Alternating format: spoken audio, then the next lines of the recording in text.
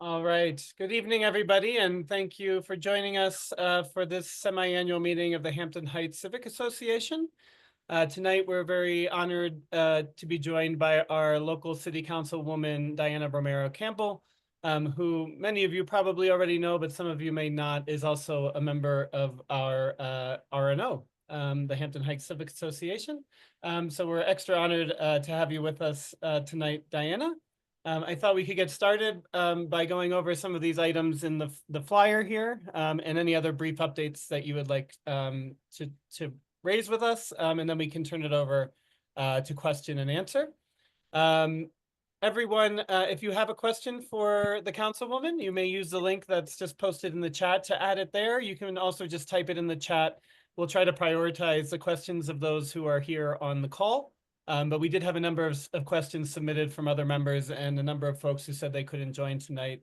So we will be recording this and sharing this out.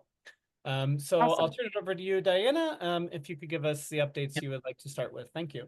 Well, thank you, and nice to see you, Mark, and hello, everyone. Nice to be here. I apologize. I was running a little late. I was driving the speed limit, which is why you did not hear my wheels screeching around the corner. But anyway, just wanted to say hello, and nice to be with you this evening. Up on, and everybody can see the screen, correct? That you have up? I can see the Hampton Heights District 4. So let me just Yes. go through real quick. Great. Let me just go through real quick a few of the updates. So the Hampton corridor, the east side of the corridor, we just got notification that those repairs and renovations are all going to start soon. But I want to tell you what they are because there's like three that will, I think, impact the neighborhood directly. The traffic calming medians that you see on Hampton, like in front of Whole Foods and all the way up to Monaco, there will be medians, and that is mostly for traffic calming and safety reasons. That'll be put into on Hampton along the curve. So you know how it right along the bend in between the like Lifegate Church and those buildings and the golf course. So that is one of the construction pieces that's going to move forward. Another one is off of. Can I ask an interjection real quick? Yeah. Was there any success in getting trees to be planted in those medians? No. Okay. There was not. We did ask about it. What we have heard is that within medians, the city, because of maintenance, is not, because then you have to run water to it and then do all the maintenance to it. They are not planting new medians with like vegetation and trees, which is really unfortunate because I think that's part of the beautification that happens also with the traffic calming. But that was definitely something that they are not willing to do at this point. So I'm sorry. The other intersection is, this is terrible. I have to remember the names of the streets. I know where I'm at. I just don't always remember the names of the streets. So what is our street that is right? Um, so the intersection where you can go into Walmart or come into the neighborhood. What is that? That's Dayton? Into Walmart. That's Dayton. Yes. That's Dayton. Okay. So Dayton, there will also be, my understanding is there will also be a median that's put in so that as people are crossing the street, there is like a safe space in between that people will be able to stop. And then I think they're going to do like another something with the curb. I'm not fully sure, but they're going to do some improvements to that intersection as well. And then if you go one intersection that goes into Hampton Heights, where the Hampton Heights sign is, by just past like Santiago's, Akron. Akron. I should know that. You live on I know. I was like, I live over there. So on Akron, The in the Hampton traffic study, what they found was that as people are walking along Hampton or on the corridor, the median, or no, the not the median, the well, I guess it is the center median where the Hampton Heights sign is, juts out into the into the walkway. And so they want to cut it back just a little bit. What I did ask was, I don't want it to interfere with the sign and with the rest of the construction. And they said it shouldn't, because it should only go in a little bit more. So maybe we can talk a little bit more about that as it starts to come forward as to what that exact plan is. But I know that they want to do a little bit of a curb, that center curb, that median. Mhm. Don't have the right term. The Maybe median they could curb, get the cut it fountain. back to have the walkway. Hmm. Maybe they could get the fountain running again. I've always wanted to see that You fountain know, operating. wouldn't that be something? I've also heard that we need to, and if anybody has questions about the tree that burned because of Yes. the firecracker.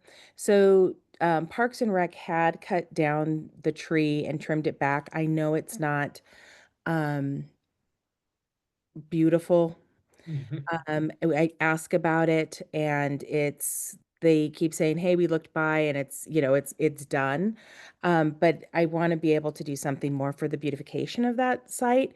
It's a little bit lower on the priority list for being able to do something. So my next question would be willing to work with community to kind of say, hey, working with Parks and Rec of like, what would it look like if we just did some additional landscaping, or what would that be? And kind of just doing it ourselves. I think waiting for a DPR right now probably isn't going to be our most efficient way to get that done.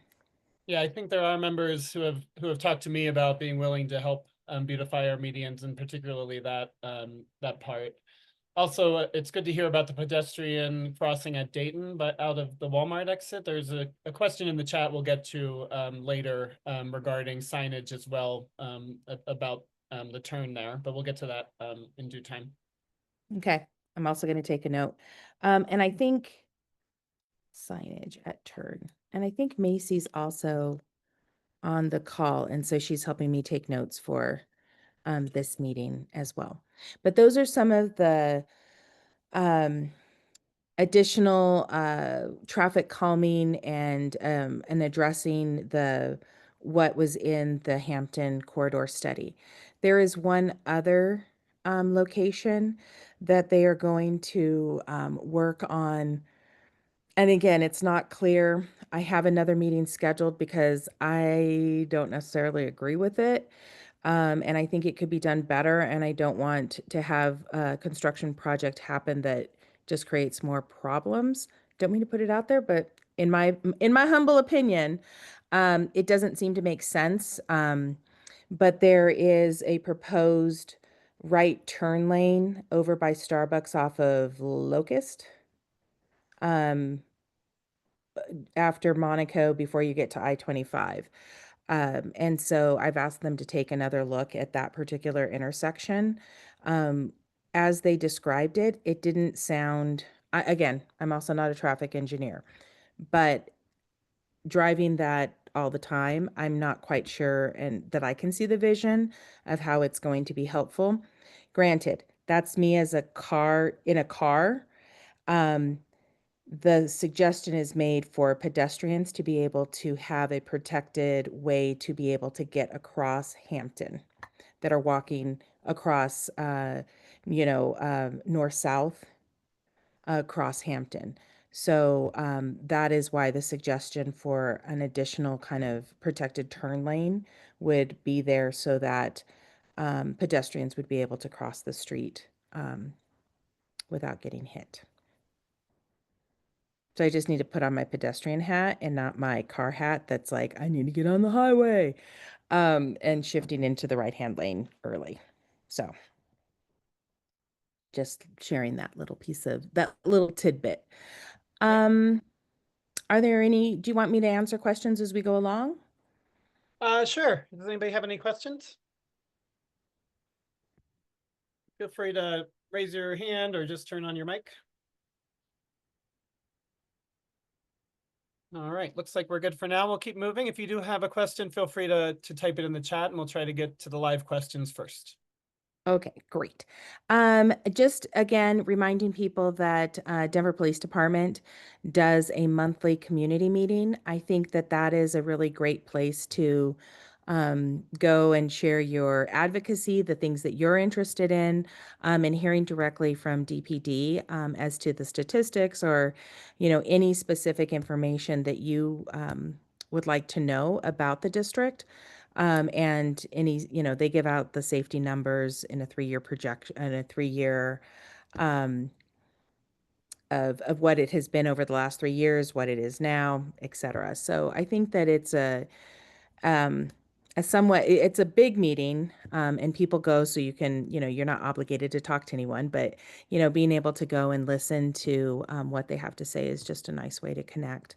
There has been a lot of conversation that so our commander is Commander Bell for this area, for District 3. Our lieutenant is Lieutenant Julie Wheaton, and she's great. She might be a great guest if you haven't already had her to come and talk to the group as well. She's just been a really good partner. I have been in contact with them because of incidences that have happened along Girard, just that we all, things that we all know about that have happened. There's been gun violence, and there have been, other sorts of, assaults that have happened with, with other weapons, maybe a knife. And that's concerning and wanting to really stay on top of it. So my question has been around like, is it gang activity? What do we expect? What are we, what is happening? And for each of the specific incidences, like one is one too many, but from what we've been hearing back from them is that these are, I can't remember the term that they use, but these are incidences that have happened between individuals that are known to each other and households. And so some of it has been domestic violence and some of it has not been, but yet still concerning. So it's something that we're keeping our eye on and making sure that that as issues arise, we're addressing it. Let's see. I'll leave it at that. Okay. Roseman Park. What did I tell you about Roseman Park? We are going to do, let me tell you, we've got 4 new public art projects that are happening in the district. This is kind of like hot off the press news. So Denver Arts and Venues does a 1% art project to large projects that happen within the district. So there is a art project that's going to go up because of the new playground at Bible Park. The same thing will happen over at Roseman Park. And that committee has not yet been seated. So if it's something that's of great interest, we can always, we're always looking for involvement. There's an application process, but there's basically a selection committee that does the visioning and selection for the art project. The things that I've asked for here in the district, that's Roseman Park. But the things that I've asked for is, why do we have to wait until the project's completed before we start thinking about what the art project is so that we can have it incorporated into the design and have possibly some cost savings because, when you're doing the construction, they can set it up, they can do foundation, et cetera. So there's a few other art projects that are also happening. So I think most of you have been taking Yale uh, or if you go up and down Yale, or maybe you don't want to go up and down Yale because of the construction. It's although it's a lot of traffic, but the exciting thing is it's because we have work being done in the district, and it's because of the underpass for the Highline Canal underneath at Holly and Yale. And so this first phase that's slowing down traffic right now is because of XL burying the lines. This project, it'll go in phases, but this project will probably happen over the next 15 to 18 months. So it's going to be a while. It's going to be a little bit of a slog. And so I apologize about that, but I think we're going to have a really neat project in the district. It's something that my predecessor, Kendra Black, really advocated for in the last bond. And we're just really excited to see it happen. Going back to the art, that too will also have an art project related to it. And so there is a committee that has been seated, and we're going to look for location of the art project actually this tomorrow and start that conversation. So very excited about that. So that's two. The third one is at the park that we've been talking about forever, that North University Hills has been waiting for. It used to be ground cover. It's called Bethesda Park. It's about a 1 point, you know, 8, I think 8 acres. It's just like it's a city block. But it's going to be great. And it has gone through the design process. They are now bidding it out and doing the first phase completion for design. Um, and that construction should start at the beginning of 2026. There is an art project tied to that as well. So a committee has been seated and that process will also go into place. So we're going to have some art tied to our projects that are coming. There's going to be one more. So 1, 2, 3, 4. Actually, there's another one. There was construction that happened at Ross University Hills Library. And uh, that's a little bit further. They're in the process of selecting a committee, but there will be an art project tied to that library as well for the construction that's happening. So very excited about it. And it's nice to be able to bring additional art to the community.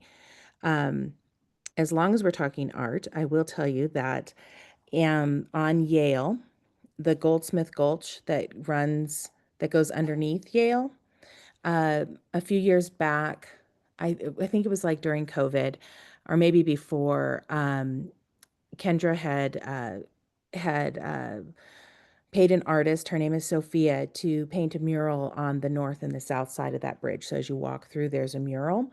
It's had a lot of wear and tear. It was starting to peel in certain areas, getting rather faded, etc.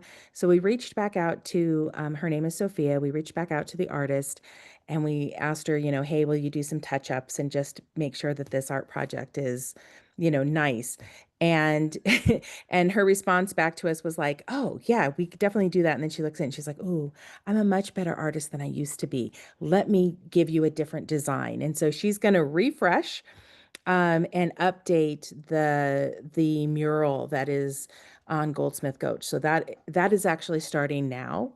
I think she's doing some of the prep for it, and it should be completed within the next few weeks. So if you get a chance and you're in Bible Park around Goldsmith Gulch, definitely go by and stop by and see that mural.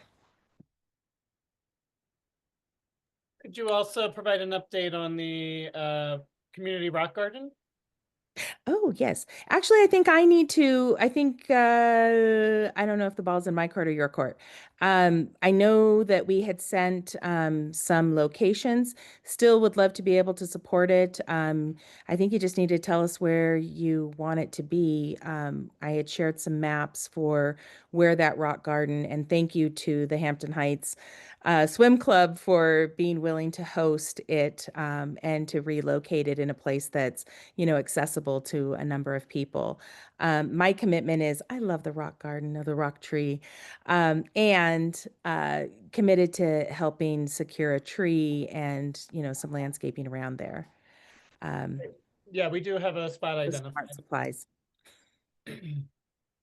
So We're, that's we're hoping to have it on Dayton, right in front of the pool, in between the two gates to the parking lot. we have to talk about that because that's considered right away. Yeah, it is for a certain distance, and we believe there'll be enough room beyond the right of way Okay. to include So it. let's circle back and just make sure that we've got it all cleared with Parks and Rec, Sure. and then we can go, then we can move forward. I'm all for it. All right. Anything else from this sheet you want to highlight now, or should we move on to the other questions? I did Yale Yay, underpass. Diane. I'm sorry. I was trying to figure out how to get my audio. Thank you so much for everything that you've done with regard to the rock garden. I am so grateful to you and your passion that people's minds. And so thank you so much for all of your efforts. Thank you, Hampden Heights and the Hampden Heights Board for wanting to keep the magic alive. Yeah. I echo that, and thank you, Kim, for doing the rocks. I think it's just has brought tremendous joy to everyone. I know it's brought joy to me and my family, and I know how meaningful it's been for the entire community. I just really appreciate the work you've done. Thank you, Diane. The feeling's mutual. Oh, heart. I can share afterwards. We can talk about some of this. Just what I wanted to share was we do have a summer series events, a series of events coming up. So we're deconstructing the South by Southeast Festival. Not that we are not going to have things going on. It's just we had a lot of feedback that, one day people would miss it, they wouldn't be able to come, and really wanted to hone in on people connecting. Things that I hear in the neighborhood is a lot about safety, and part of safety is knowing your community and your neighbors and having that sense of neighborliness. So a theme that's running throughout all of the events this summer will be about belonging, and that all of our all of our community members belong.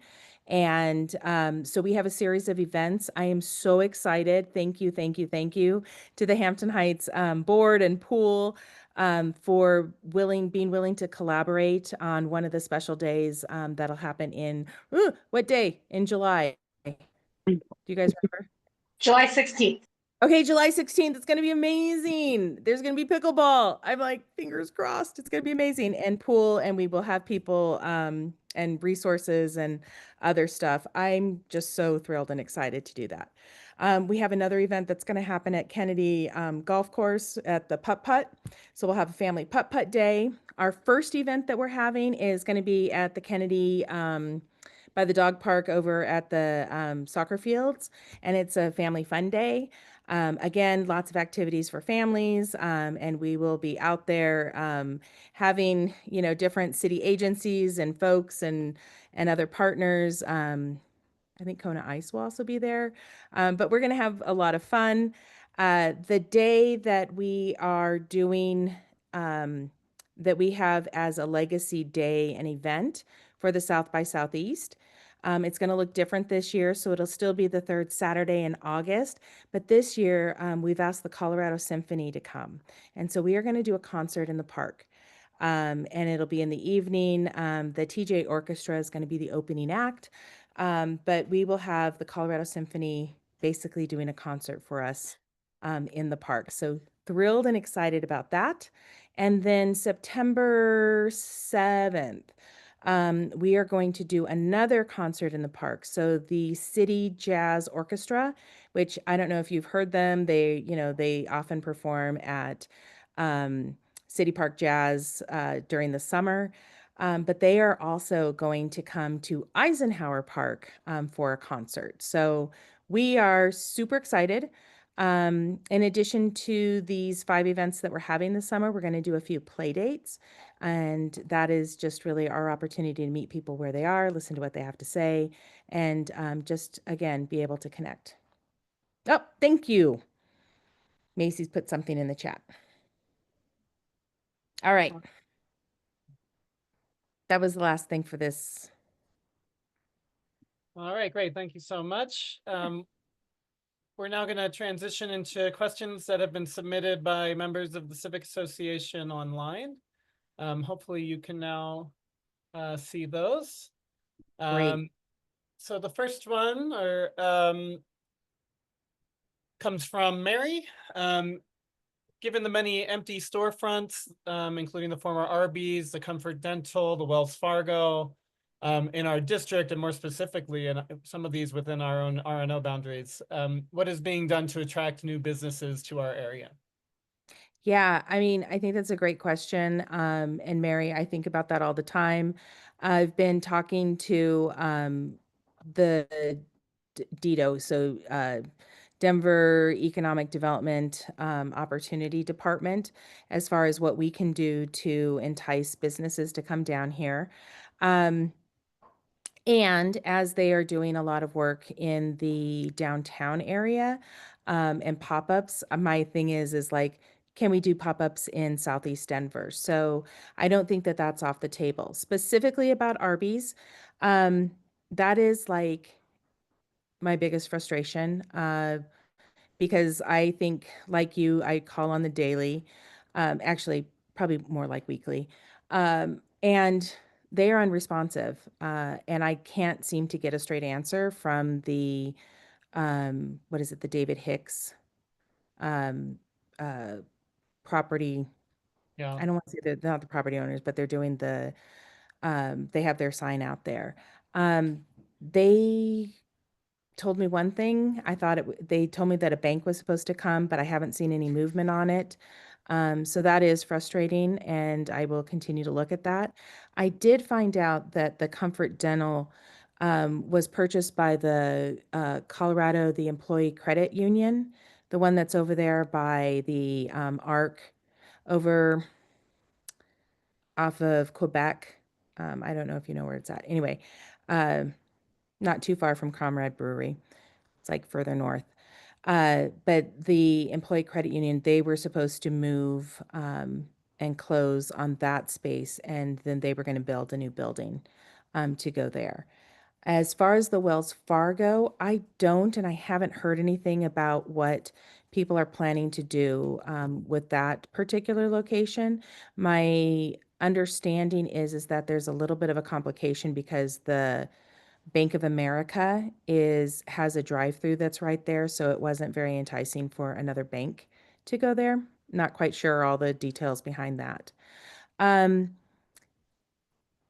I think like many of the other places around the city, it's how do we entice businesses to come?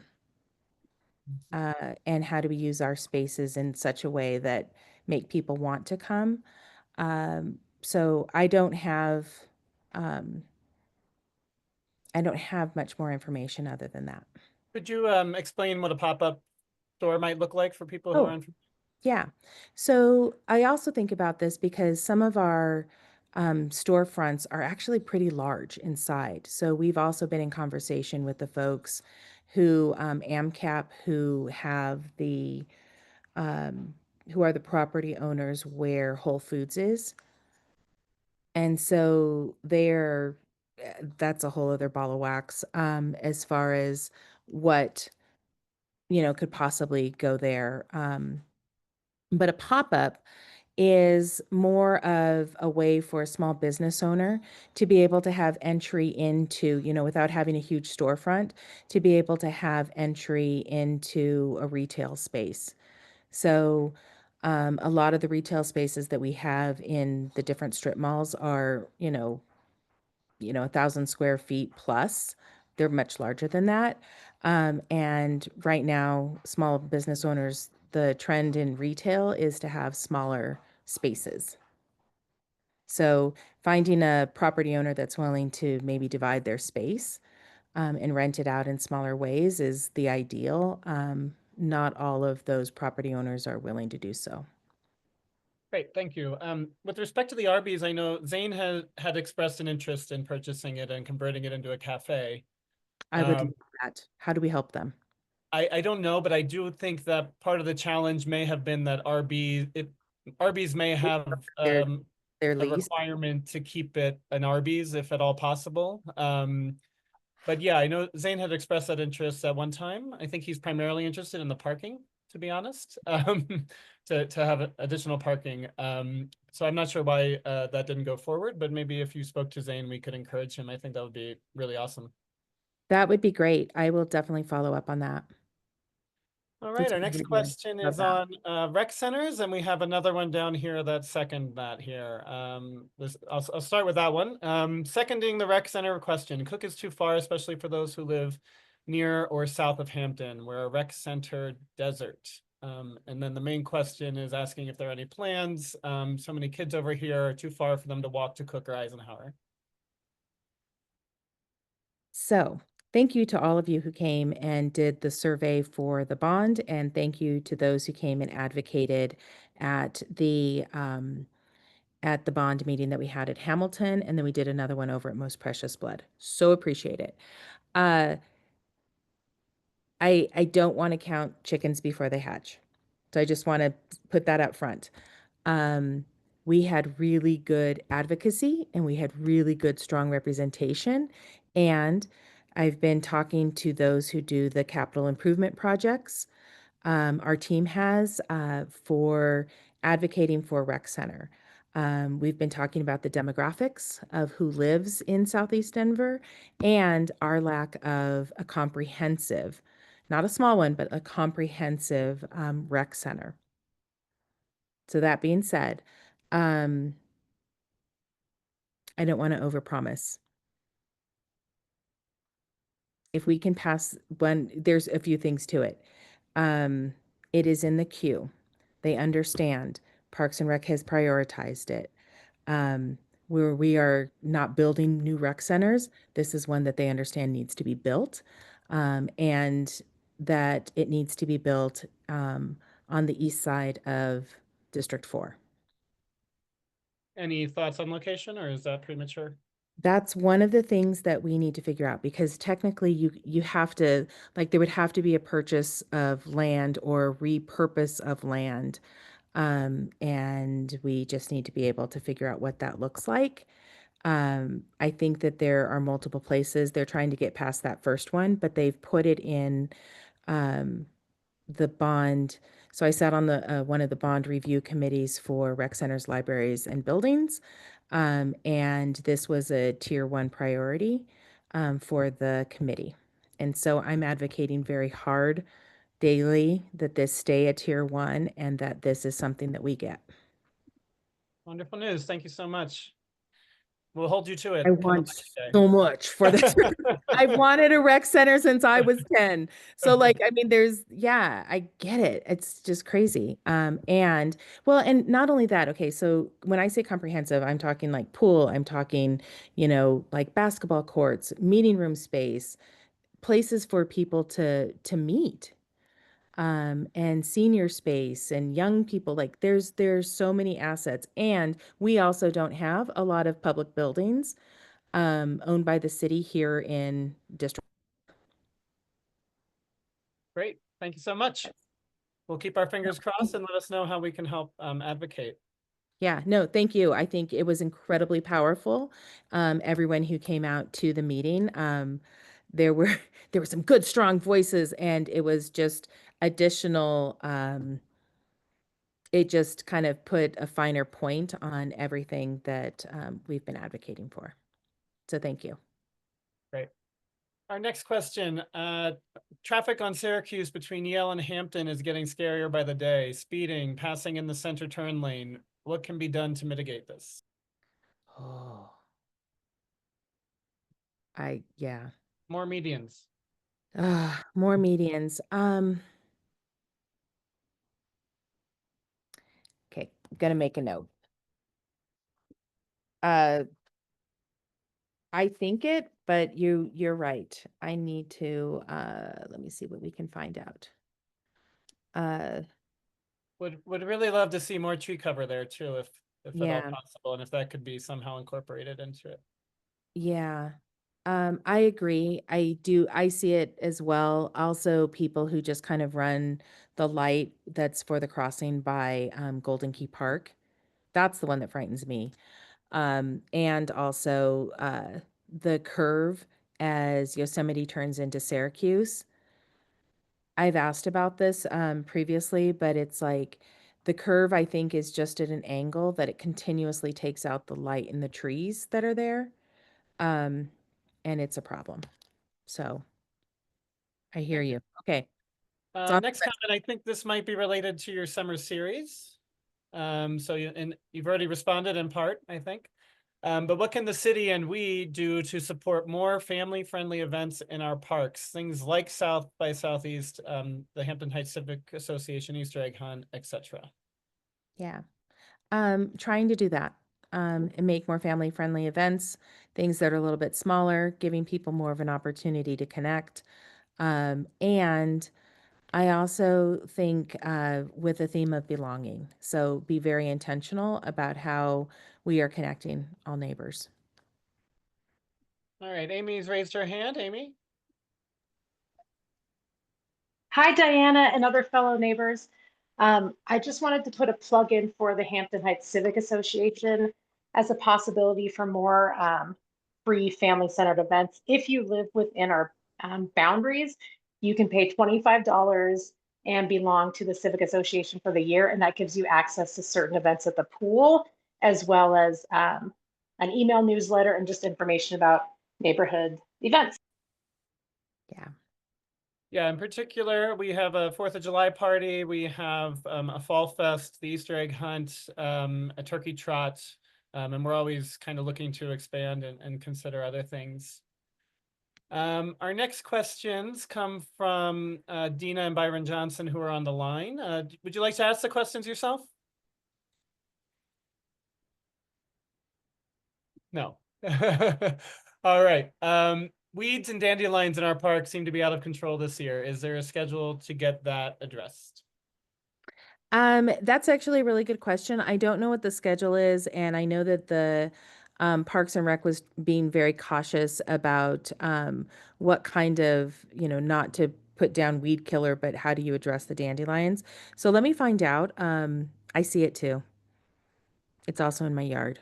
Yeah, lots of sprinkler issues there as well. Yeah. And If yeah, you yeah. do see the sprinkler issue, you can definitely send it to me. But if you make a note or put in a case for 311, that will go directly to the parks folks so that they know where the sprinkler problems are. Great. Yeah, that's Usually great. they just Yeah, I hear you. look for dead grass in July, and that's usually Dandelions. it's fine. If anybody has a solution for all the pollen, I'm willing to listen. It's just terrible this year. Also from Dina and Byron, what would community members need to do to get Hampton Heights Park some new playground equipment? Some of it is quite worn and would absolutely love some new structures. Yeah, nope, I hear you. That is another thing that I have put on a few lists on the capital improvements project list for priority, as well as the submitted in. They do, so when they do budgets, it's like the city council gets together and say, hey, this is our budget priorities. And then we also get asked, what are some budget priority items that you have in the district? And the Hampton Heights playground is one of mine. Great, thank you. Yeah. And a thank you from Byron and Dina in the chat. Is there still any discussion of a new development in the area across from Shoemaker School and the Kennedy course? So I believe it's called Kennedy Park, something like that. By Lifegate. Oh, Uh, it's been a while since I've reached out to the folks who were developing it. I have not heard of them moving forward. Okay. I know that they had originally had some what was it? They had condos and housing and things that they were looking at. I haven't heard, but that's a good reminder to go back and check. Yeah, I think they were seeking to have it rezoned, so it could be a mixed. Yeah. Use. My wondering, and I don't know if you've noticed this, so maybe you all have more intel than I do. But there seems to be like a lot of cars in the parking lot recently. And so I'm like, I don't know if they leased out the buildings again or if Lifegate is like having just a ton of folks that go. I'm just not quite sure. I don't know if anybody has any intel, but as to why the parking lot has been so full recently. Okay. This is a question back to community. What do you guys know? I also have not heard. They had been Yeah. in touch with our RNO as well, because they would need support for that zoning change if they were to pursue it, and I haven't heard from them. But they were very pessimistic about the possibility of gaining new corporate lessees anytime in the near future. So I Well, suspect that's still the case. yeah, and you're talking about Lifegate? I think they were gonna leave Lifegate itself, but they were looking to adjust the other three buildings closer Yeah. to the corner. Well, and Uh, I think that those leases, those who were leasing the building, those were supposed to be coming up now. Yeah, they're supposed to be expiring soon. Yeah. Yeah, so I just don't know exactly what the deal is, but it does seem, I don't know, maybe it's just me, but it just does seem like the parking lot is really full right now. Mhm. Amy was asking about a possible sign similar to the one at Hampton and Poplar, letting folks in the double left turn out of the Walmart area. If we could have signs reminding folks to yield to pedestrians and oncoming traffic. Hampton and Dayton. So I think this is where you were saying there would be new medians that will also make it somewhat safer. But crossing from the north side to the south side of Hampton into oncoming two lane left turn traffic is sometimes a little hazardous too. Okay, no, that's good to know. Thank you. All right, back to Golden Key Park. Also looking for new or additional playground equipment. I will have to check. I think it is on a. That's a good question. Let me find out. Because I know that I was trying to do a lot of updates with the playgrounds within Southeast Denver or within here in District 4. So let me see where Gold Key Park is. That's the page. All right, this one's news to me. Do you know what is happening with the Yak and Yeti at the entrance to Hampton Heights East? They seem to have closed. And somebody seems to have opened it. Did you see that it's like all painted and it has something with two big like glowy eyes? So I was hoping to find out some intel. I haven't heard. I did not know that they were closing, and I have not heard who the new, um, I don't know if it's a new property owner or just a new owner within the building. Anybody But it on the looks line like know? somebody's occupying it. It looks, I don't, you know what it looks like? It looks like a nightclub to me. Say that again. It looks like a nightclub to me. And I'm Okay. feeling like I'm old. And I'm like, oh, they painted it all black and there's glowy eyes. So club. I don't know if that's right, but Okay. that's what I'm wondering. But we can look into it. All right, thank you. Any improvements planned for the Kennedy Golf Course? It would be great to have a new concession stand for the snack bar. I think also, I thought it was supposed to be coming up for renovations and that there might be a public call for committee members for that. So anything you can shed on that would be great. I am so glad you asked. Okay, so Kennedy Golf Course. Um, Actually, let me talk about both golf courses. So Wellshire Golf Course is going to be celebrating 100 years next year. And we are in the process of helping to get historic designation. And there will be a community celebration next year. I think it's June 5th. There will be a community celebration at Kennedy, or not at Kennedy, at Wellshire. The golf, Denver City Golf, is an enterprise. And so the dollars that come into golf have to be spent for golf. I've been speaking with Jolyn Clark, who is the executive director of Parks and Rec, who oversees golf, about how what we were being told previously was like, hey, we're going to collect all the money and then we're going to build something. And it's like, no, we need to phase things in. I recently was over at Kennedy golf course, and that was a nice way to say that it needs improvements. It's terrible. And it's a pit and it's gross. And so I think what I heard was that they are going to phase in for a new, what is it called? A new pro shop and restaurant. And I don't know what all they're going to put in there, but they're going to put stuff in there. And that they are in a design phase for that. I don't know about the community committee, but that's a great question. I had not heard that, so I can find out. where they are in the process, but my understanding is that they are going to phase in because they know that Kennedy is one of the largest revenue generating golf courses in the city. Well, Yes. Um, it's rather large, which you all know. But with 27 holes, and I think there's a total of 300, 400 acres of golf course. Um, we need to make sure that it's maintained. I mean, you look at something like City Park or even Wilshire, um, Willis Case, all of these other golf courses have a place for golfers to, gather, a place for snack and lunch and a pro shop that looks, that's just a lot more welcoming. Yeah. So yes, very much, as I say that, I'm going to write it down. But All right, you our had next heard, question. my question for you is where you had heard that there is supposed to be a community committee? This was back, I think when Kendra Black was Councilwoman. I believe that I heard that. Okay, And I only remember because I was very interested in participating in that. that's awesome. So Okay, I let may me have. find out.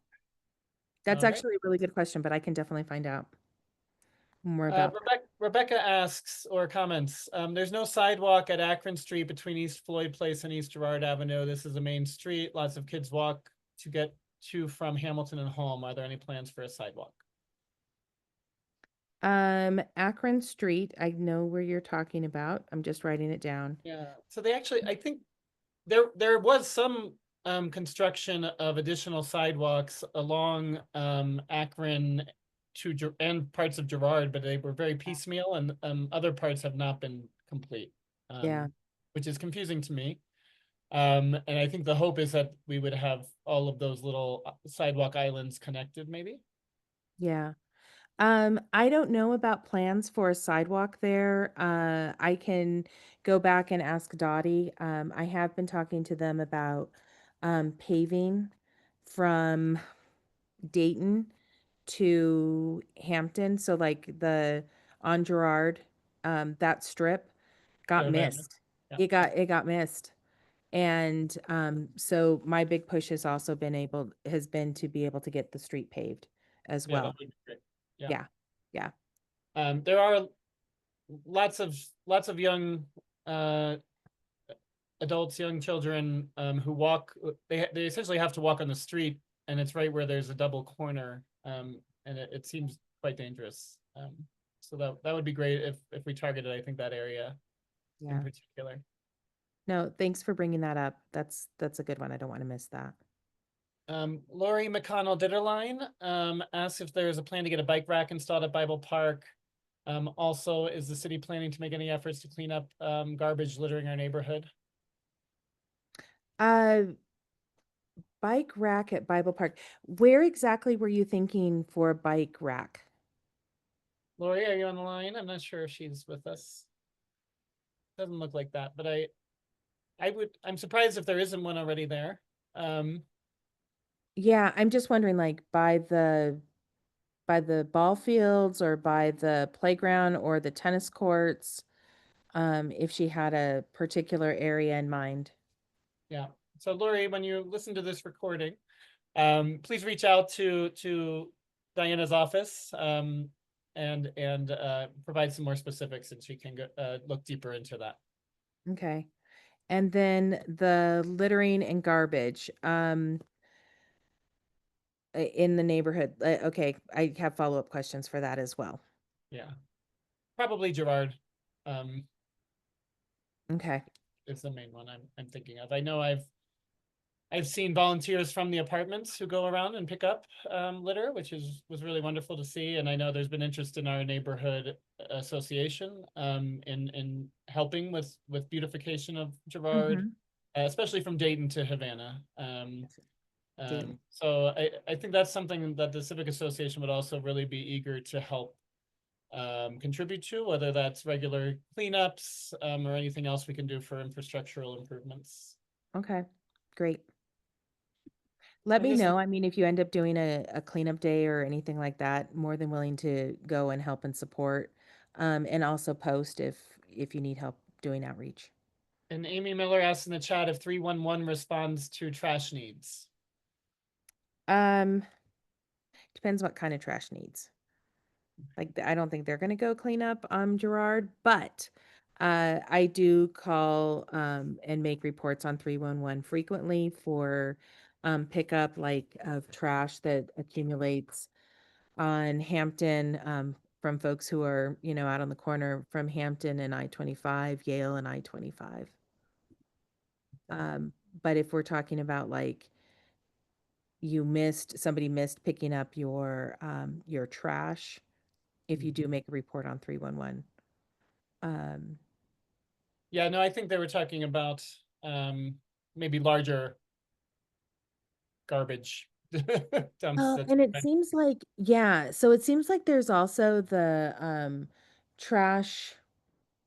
They actually stay on top of it. It depends on what happens, you know, during over weekends and stuff like that. But they seem to be staying on top of the trash barrels, and they haven't been overflowing. All right, our final question is an easy one because you are keeping us informed. In fact, I've noticed that the Southeast Scoops have gone to twice monthly publications as opposed to previously just the beginning of the month. So how can folks who want to get on your newsletter list, who want to be kept informed, maybe you can talk about other ways they can be informed through social media and other things. Macy has provided a link in the chat for signing up for the newsletter. So if you're not on the call and you can't see the link, all you have to do is go to Diana Romero Campbell's website, which was included in our many emails advertising this event. And if you click on the link to her profile, you'll be able to sign up for the newsletter there. But what are some other ways folks can be in touch? And Yeah, more than willing to have, you know, emails. I also have just been doing a lot of, as people call and want to have specific conversations, you can call and we can set up either, you know, a phone call, a video call, or something in person. Those usually I do on Thursday and Fridays, because those are just more open days. And then definitely, that's part of wanting to do more of the events this summer in person so that we can have more conversations and meet people where they're at. I try to get to Hampton Heights and walk around the park often, but if you ever see me, stop me. And just always willing to chat. But do send an email and sign up for the newsletter. There are also on the newsletter, if you're interested in, like, the goings on of, you know, city council and want to watch a city council meeting, there are various ways that you can do that. And again, it's also on the website. But if you get channels here, it's channel 8, and that broadcasts everything, all the committee meetings and city council meetings as well. But for me specifically, sign up for the newsletter and email me, and if you'd like to meet, more than happy to do so. And you have a Facebook page as well? Do you have any Yeah. other social media? Yes. For Yes, yeah. professional social You know, media? yes, I don't, I honestly, I don't post like all the time. But I do have an intern that's working with us this summer, and we will be, you know, if we have things that come across, we're definitely posting on social media. So we're on Facebook and Instagram, but we are not on X. Okay. All right. Does anybody have any other questions for Councilwoman Romero Campbell before we conclude? All right. Well, thank you, everybody who joined here live with us. Thanks to all of you who will take the time to watch the recording. A special thanks to our RNO member and City Councilwoman Diana Romero Campbell for joining us this evening. Her schedule is unbelievably busy, so we really appreciate you taking your time to be here with us tonight. Thank you.